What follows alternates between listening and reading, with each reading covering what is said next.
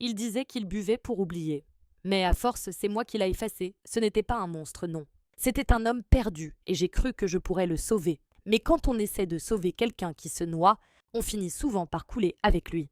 Je l'ai rencontré dans un bar. Ironie du sort, il m'avait offert un verre.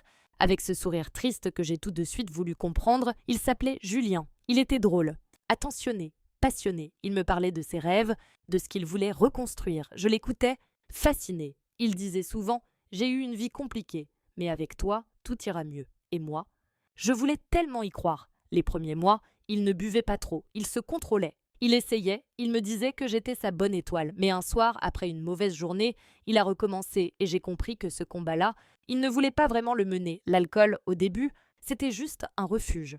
Puis c'est devenu une habitude, puis un enfer. Les soirées tranquilles se sont transformées en nuits d'angoisse. Il rentrait tard, les yeux rouges, l'odeur d'alcool qui remplissait la pièce. Au début, je le couchais, je le déshabillais, je lui disais que tout irait bien. Mais après, les mots doux se sont changés en insultes. Il me reprochait tout. Sa vie, son passé, son malheur. C'est facile pour toi. Tu comprends rien. Parfois, il pleurait dans mes bras.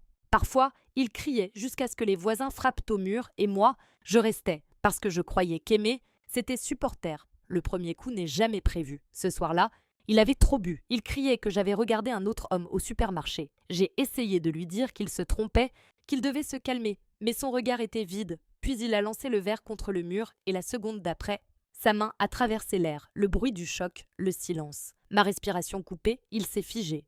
Il a baissé les yeux comme un enfant qui vient de comprendre ce qu'il a fait. Il a murmuré « Je suis désolé, je voulais pas. » Et moi, j'ai dit « C'est rien, oui. » J'ai dit « C'est rien. » Parce qu'à ce moment-là, j'avais plus peur de le perdre que de souffrir. Après ça, j'ai caché les bleus. Je mettais des manches longues. Je souriais aux gens. Je disais qu'il allait mieux, qu'il arrêtait, qu'il faisait des efforts. Mais chaque promesse durait 3 jours. Puis il replongeait, et chaque fois qu'il buvait, une partie de moi s'éteignait un peu plus. Je n'avais plus d'amis, plus d'énergie. Je ne pensais plus à moi. J'étais juste une ombre dans un appartement où l'amour faisait mal. Il me disait souvent « Sans moi, t'as rien.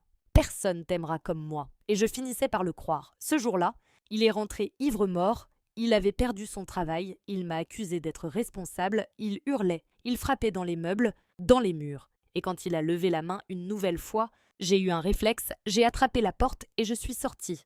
Pieds nus, en larmes. Je ne savais pas où aller. Je voulais juste fuir. Je me suis réfugiée chez une voisine. C'est elle qui a appelé la police. Ce soir-là, j'ai compris que si je restais encore une fois, je ne survivrais pas à la suivante. Les premiers jours, j'avais honte, peur aussi, peur qu'il revienne, peur du vide qu'il laissait. Mais petit à petit, j'ai respiré à nouveau. J'ai repris contact avec ma famille.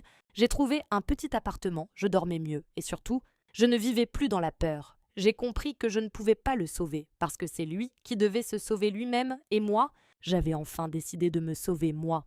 Si tu écoutes Sunset Odd Histoire et que tu vis la même chose, sache que ce n'est pas ta faute. Tu n'as pas à porter son mal. Tu n'as pas à souffrir pour qu'il change. Tu as le droit de partir. Tu as le droit de survivre, parce qu'aimer ne veut pas dire s'effacer, il buvait pour oublier. Mais moi, j'ai choisi de me souvenir pour ne plus jamais me perdre.